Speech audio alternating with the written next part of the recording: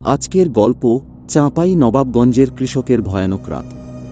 চাঁপাই নবাবগঞ্জ জেলার প্রত্যন্ত একটি গ্রামে বাস করতেন কৃষক আব্দুল হানিফ। তিনি ছিলেন এক সাধারণ কৃষক, দিনের পর দিন মাঠে কাজ করে জীবনযাপন করতেন। তার পরিবারে ছিল ৩ জন সদস্য, তিনি নিজে, তার স্ত্রী রাশিদা আর একমাত্র মেয়ে রুমি। রুমি ছিল খুবই লক্ষ্মী মেয়ে। বছর খানেক আগে তার বিয়ে হয়েছিল পাশের উপজেলায় এক গ্রামের এক সম্ভ্রান্ত ঘরে।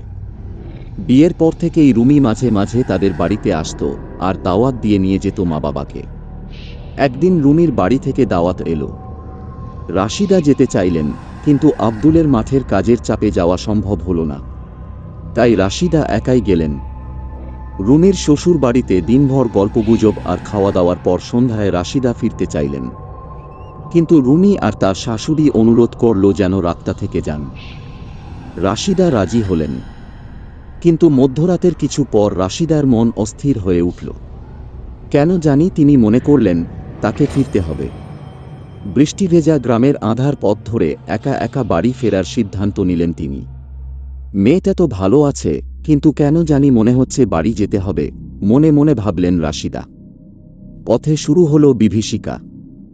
রাশিদা বাড়ি ফেরার জন্য গ্রামের মেঠো পথ ধরে হাঁটতে লাগলেন। চারদিক নিস্তব্ধ, কেবল ঝিঁঝি পোকার শব্দ আর দূর থেকে ভেসে আসা শিয়ালের হুক্কা হুয়া। পূর্ণিমার আলো ছিল বলে পথ দেখার কষ্ট হয়নি, তবে তার মনে কেমন যেন অস্বস্তি হচ্ছিল। পেছনে কারো পদশব্দ শুনতে পাচ্ছেন বলে মনে হলো।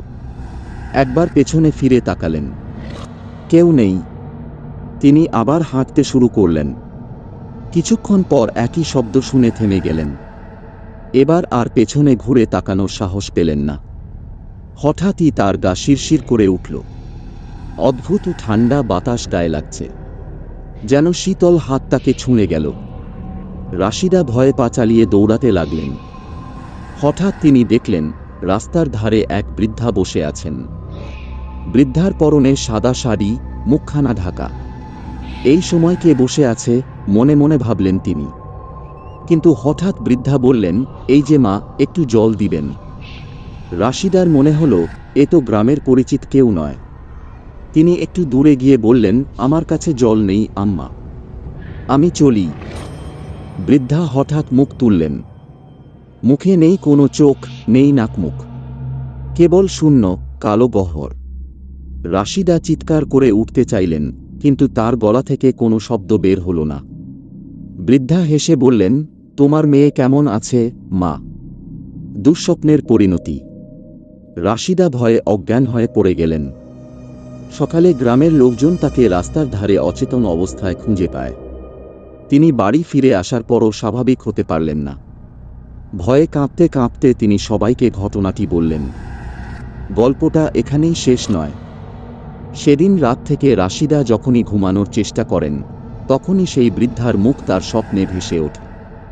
বৃদ্ধার কালো চোখহীন মুখ তার দিকে চেয়ে থাকে আর বলে, তোমার মেয়েকে নিয়ে আসব আমি। রাশিদার শারীরিক অবস্থার দ্রুত অবনতি হতে লাগল। কয়েক মাসের মধ্যে তিনি মানসিক ভারসাম্য হারিয়ে ফেললেন।